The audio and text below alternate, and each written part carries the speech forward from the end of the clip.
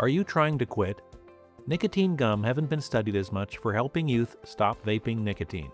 However, we know some people do find them helpful, particularly when used under a health provider guidance for a limited period of time as part of a plan to cut down or quit. If your healthcare provider recommended the gum, using it correctly makes all the difference. Here's how it's done.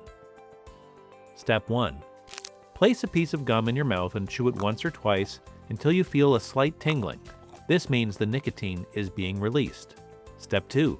Park the nicotine gum between your cheek and gums. That's where the nicotine gets absorbed. Step 3.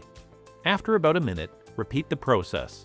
Chew once or twice, then park again. Keep this up for about 30 minutes per piece. This isn't like regular chewing gum. Don't chew it like it is or try to blow bubbles. As well, try not to swallow the juices too much. If you do, the gum may be less effective and you might have side effects like hiccups. Use only one piece at a time and no more than one piece per hour.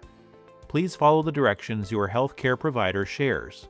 Avoid acidic drinks like coffee, tea, soda, alcohol, or citrus juice for 15 minutes before and while using the gum. These can reduce the amount of nicotine that enters your bloodstream and makes the gum less effective. When you're done, wrap the used gum in a napkin and toss it in the trash, somewhere safe and out of reach of other people and pets. There is enough nicotine in the gum to harm them, or they may choke on the wad.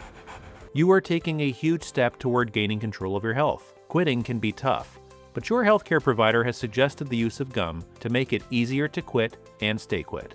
For more details, including possible side effects, check out the pamphlet that comes with your nicotine gum box.